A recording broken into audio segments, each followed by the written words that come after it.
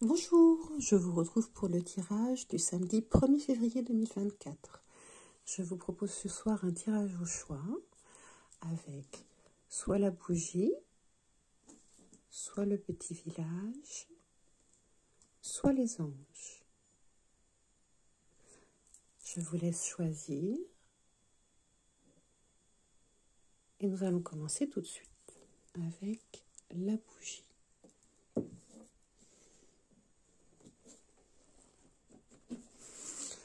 Le tirage avec la bougie va se dérouler avec les messagers d'Égypte.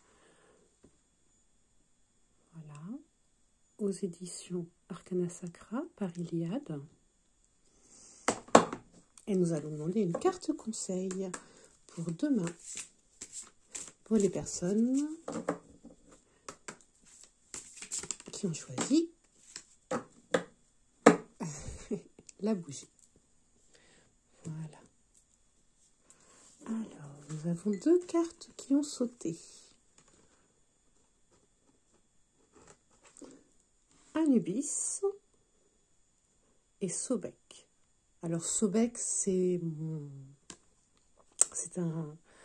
une divinité qui est très importante pour moi. Alors, je vais essayer de faire court. Voilà. Je vais les poser comme ça.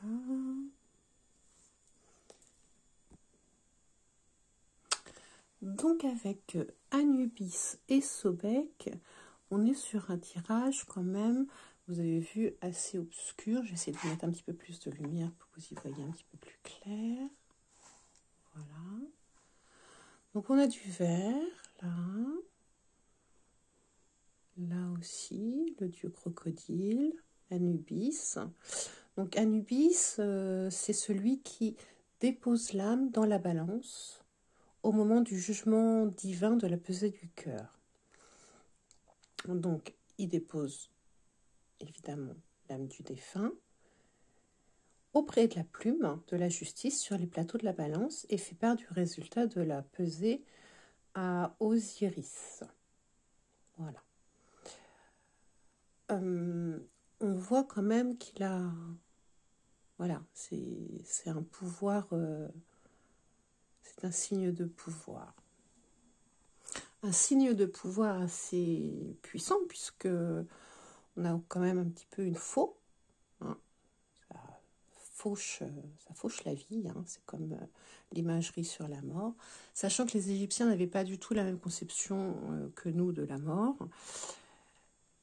Mais donc voilà, Anubis, un dieu très important. Alors, la symbolique divinatoire. Tel Anubis, vous avez un bon sens de l'équité, de la justice et du devoir. La justice, le devoir, on les a là. Vous savez relever ce qui est juste et ce qu'il est important de faire.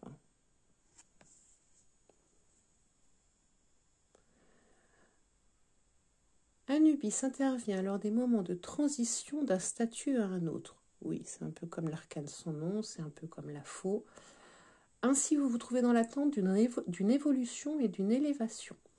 Vous recherchez notamment le soutien d'un ami fidèle et dévoué qui saura vous accompagner et vous conseiller dans votre quête de transformation. Vous souhaitez entrer dans une nouvelle ère dans laquelle vous allez pouvoir vous épanouir et découvrir une meilleure version de vous-même. Voilà. Donc, ça serait un petit peu le pendant de l'arcane sans nom dans le tarot. Quelque chose de radicalement transformateur. Mais pour ça, on nous dit que vous avez besoin d'un ami. Alors, est-ce que cet ami, ça serait Sobek? Oups. Coquine, toi. Sobek. C'est vrai qu'il le regarde. Il regarde Sobek. Je vous fais une petite mise au point, là. Vous voyez, il regarde Sobek. Et c'est amusant parce que le verre, là, dont il est entouré, c'est le verre dont est constitué Sobek. Alors, Sobek, c'est c'est mon dieu, c'est le dieu qui me guide. C'est le dieu crocodile du Nil. Il va nous parler des instincts primaires, de la part animale et de l'ambiguïté. C'est-à-dire que ce qui est bon peut être mauvais. Ce qui est mauvais peut être bon. On va être un peu sur du yin-yang. Il est lié au fleuve, évidemment, et à la terre. À la fois, il est le seigneur des eaux sombres, puisqu'il se cache, mais il est le maître des rives. C'est le dieu nourricier. En fait, il était de bon augure, puisque quand on voyait arriver les crocodiles, ça voulait dire que le Nil était en crue, était fertile, et que les terres allaient être fertiles. Il évoque la résurrection de la nature, le retour de la crue, et toute la prospérité qui en découle pour les humains. Le culte de Sobek était très très répandu sous diverses formes, mais on a vraiment des coins en Égypte où c'était inévitable, notamment dans la ville de Fayoum. Les crocodiles y sont sacrés et l'un d'entre eux y est encore vénéré comme Sobek sur Terre. Donc ça c'est le bon côté. L'arrivée des crocodiles présage de bonne culture, de bonnes récoltes, mais ça n'empêche que c'est un crocodile. Donc, l'espèce demeure source de crainte, puisque les attaques sur les hommes et le bétail y étaient nombreuses. Et dans ce cas-là, on adressait des prières à Sobek pour l'apaiser, pour que les agressions s'arrête, et c'est pour ça qu'il est aussi invoqué pour repousser tous les envahisseurs, tous les indésirables, notamment lorsqu'ils essayent d'entrer dans le pays par les eaux. Alors là, il faut faire jouer son imagination et voir la métaphore en fait de repousser les envahisseurs, notamment quand ils veulent rentrer par les eaux. Donc les eaux, c'est les émotions, etc. Moi, c'est comme ça que je le ressens. La nature féroce et la force colossale du crocodile sont incontestables. Il est craint, ou il est vénéré, ou les deux, mais en tout cas, il est d'une puissance incroyable. Il est le patron de l'armée et le représentant et le défenseur du pouvoir pharaonique. Donc, peut-être que l'ami dont vous avez besoin est quelqu'un peut-être d'un peu ambigu, mais de toute façon avec une stature incontournable. C'est quelqu'un qui rentre dans la pièce, vous ne pouvez pas le louper. Sobek, c'est quelqu'un qui va être du tac au tac. Je laisse parler mes instincts. Voilà, c'est quelqu'un de très impulsif, mais de très sage. Et de toute façon, qui va vouloir défendre vos intérêts. La symbolique divinatoire, c'est révéler ce qui se cache sous la surface, comme le crocodile qui se cache sous la surface. Sobek vous incite à vous plonger dans le flux de vos émotions pour épuiser une nouvelle force d'esprit. Connectez-vous à vos instincts primaires et apprenez à vivre en harmonie avec eux. Laissez-vous porter par ces instincts qui sont essentiels à votre équilibre. L'apprivoisement de votre part animale vous permet de vivre dans l'instant sans avoir à vous soucier de tout. Vous en récoltez de nombreux bénéfices. Toutefois, une certaine ambiguïté peut apparaître dans votre attitude. Ainsi, vous pouvez dériver entre les émotions, passant facilement de l'action à l'attente et de la prise de risque au retrait paisible. Voilà pour le premier choix. Je vous remercie. Nous allons maintenant passer au second choix. Le petit village. Oh, je laisse Sobek là parce que c'est mon protecteur. Et alors, le petit village, nous allons travailler avec L'oracle des vampires de Lucy Cavendish. Est-ce que vous le voyez bien? L'oracle des vampires. Alors, c'est un oracle qui peut paraître un peu étrange. Mais il a des ressources très intéressantes. Alors, oracle, peux-tu me donner une carte, s'il te plaît, pour les personnes qui ont choisi le petit village pour demain? Et je prendrai la carte à l'endroit.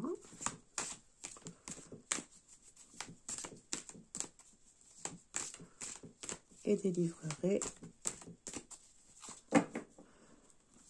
le message positif et négatif. Petit oracle, s'il te plaît. Merci.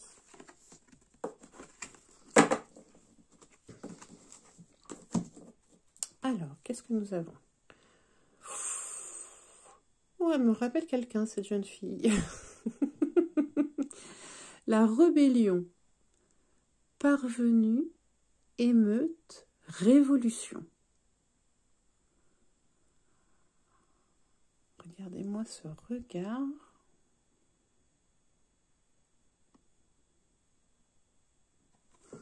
Voilà, je vais la poser là. Je vous laisse admirer la... Alors moi, ce qui me frappe tout de suite, là, c'est les larmes. Les larmes et les cheveux argentés. Donc, on a l'impression que cette jeune fille, elle a été bâillonnée. Il y a une espèce de tristesse dans cette carte, de solitude. Mais elle est de bonne augure. En fait, elle nous indique que vous avez votre propre ordre, vous avez vos propres réflexions, vous avez vos propres façons de faire, peut-être des routines, peut-être des fondements qui vous animent, qui font de vous qui vous êtes. Et devant cette tristesse, je me dis que cette jeune femme a la bouche fermée, ça fait un moment qu'elle n'a pas parlé. Le bon côté avec cette carte, c'est qu'il est temps de donner vos solutions. Et il est temps d'affirmer qui vous êtes. Ça risque de ne pas plaire, ça c'est sûr. On est d'accord. On a quand même émeute, révolution. Mais si vous vous sentez différent, si vous êtes mis en 4 pendant X temps pour ne pas faire de vagues, tout en conservant vos réflexions pour vous, si vous avez été heurté par les autres, mais que vous n'avez rien dit, parce qu'ils allaient à l'encontre de vos jugements, il est temps de suivre votre âme. On a un grand front là. Je pense qu'il est temps de débloquer ou pas cette gorge. Mais quelque part, il faut que vous laissiez apparaître votre vraie nature. Ça sera montrer votre différence. C'est clair. Mais il est temps de dire votre vérité. Il est temps de sortir un peu les crocs, sans forcément être désagréable. Mais cette situation vous a trop pesé. Alors peut-être que vous allez connaître un certain éloignement par rapport aux autres. Mais qu'est-ce qui compte le plus? L'éloignement par rapport aux autres ou le fait d'être dans votre vraie nature, d'être réellement vous-même, de cultiver ce que vous aimez. On ne vous demande pas d'être dans la provocation, on ne vous demande pas d'être dans la dissonance, on ne vous demande pas d'être dans l'affrontement. Si vous l'étiez, il faut revenir à quelque chose de plus doux. Si vous étiez au contraire trop effacé, il est temps pour vous de vous créer la vie que vous souhaitez, même si ça ne rentre pas dans le cadre de ce qu'on attend ou de ce qui est socialement, familialement, amoureusement attendu. Voilà. Si vous êtes vous-même, vous aurez plus de soutien que si vous êtes faux. Et vous en récolterez plus de bénéfices. Voilà pour le deuxième tas. Je regarde vite fait le fond de paquet.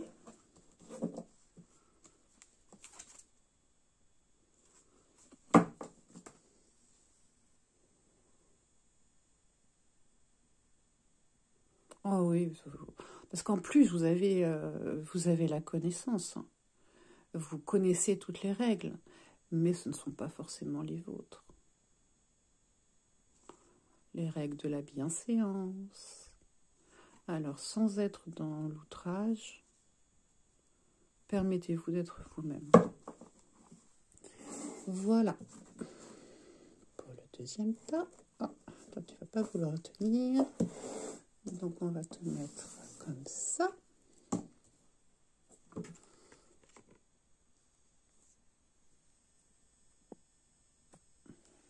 Et pour le troisième tas, nous allons travailler. Tchouk. Viens par là. Alors, nous allons travailler avec le tarot des mondes oniriques. Que vous le voyez bien. Un tarot rempli de détails. Alors, qui peut des fois être un petit peu bavard. Donc, on va vraiment lui demander une seule carte conseil pour demain, pour les personnes qui ont choisi ce tas. On en a eu deux, on va les prendre. Je regarde vite fait le fond de paquet, cavalier de coupe. Hop. Voilà. Alors, on va te mettre un petit peu en stand-by. Tchouk. Comme ça, là. Et alors, nous avons le 10 de coupe. Le 10 de coupe. Alors, je zoome au maximum, hein, parce qu'il faut vraiment capter les détails. Donc là, on a un couple d'amoureux. 10 de coupe. Dans la fluidité, l'entrelacement. Nous avons des petits poissons. Et là-haut, qu'est-ce que c'est?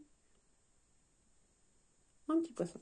Donc, normalement, on devrait en avoir 10. Hein. 1, 2, 3, 4, 5, 6, 7, 8, 9, 10. Bingo! Donc, nous avons le 10 de coupe. Ah, c'est une belle carte. Ouf! Un accomplissement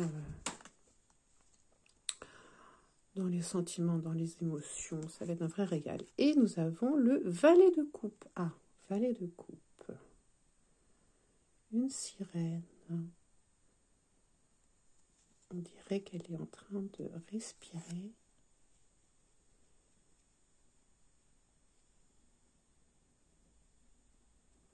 Pour se conditionner.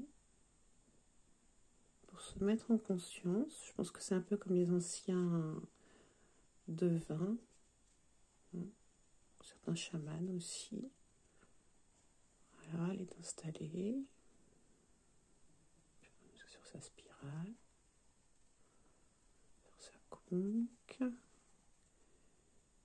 Là, nous avons des champignons un peu gris, un arbre un peu gris.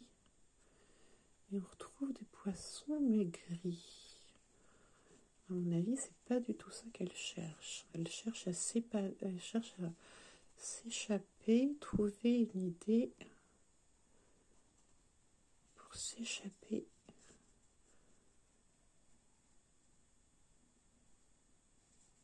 de ce qui est un peu malsain. Je vais vous les mettre là comme ça. Elles sont tombées comme ça, me semble-t-il. Évidemment, elles vont faire leur coquine. Je prends ma petite galène pour vous caler ça.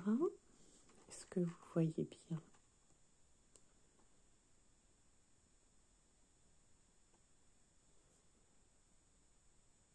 Oui. Donc notre valet de coupe va nous parler. Alors déjà, c'est un grand sentimental, le valet de coupe. C'est un peu le cœur d'artichaut. Il faut un petit peu se méfier. Mais bon, là, c'est un valet de coupe qui s'est mis en retrait, qui a envie de se poser, qui a envie de calme, de sérénité, de quelque chose de doux qui va remplir son corps, une odeur particulière, une harmonie. Elle a les yeux fermés. Elle est très méditative. Moi, elle me fait vraiment penser à une prêtresse, un devin. Donc, cette âme romantique aspire à de nouveaux plaisirs. Et pour ça, elle va se concentrer sur son fort intérieur. Elle va écouter son intuition. Elle va se laisser aller. Et elle a un petit côté utopiste. Le valet de coupe est un peu utopiste. Mais heureusement, on a le 10 de coupe derrière. Alors, le 10 de coupe, c'est une carte de très très bon augure. Le 10 de coupe, vous voyez cette fluidité. On passe de l'immobilité à la fluidité. On a 10 coupes, 10 petits poissons. Alors, ça, généralement, c'est la carte de la famille heureuse, hein, le 10 de coupe. Et c'est la carte de l'accomplissement familial, amoureux, dans la sérénité et la paix. Vous voyez que tous ces poissons chacun vont dans un sens précis. Il y a de la fluidité, ça. Voilà, les poissons, c'est toujours la communication aussi, l'abondance. Donc, c'est la recherche d'un couple, d'une famille, d'un accomplissement, d'un succès et d'un bonheur au niveau des émotions. Ça peut atteindre toutes les sphères de la vie, mais c'est quand même grâce au soutien familial ou amical ou aux liens forts qu'on a, qui nous profitent et qui sont partagés, que nous profiterons pleinement des cadeaux de la vie. Donc demain, ce valet de coupe aspire à ça, un accomplissement, les joies heureuses, les joies simples mais très enrichissantes de partage et de fluidité, d'harmonie et de sérénité. Magnifique. Voilà. Donc, j'espère que ce tirage vous a plu. Je remercie les cartes qui ont été très gentilles.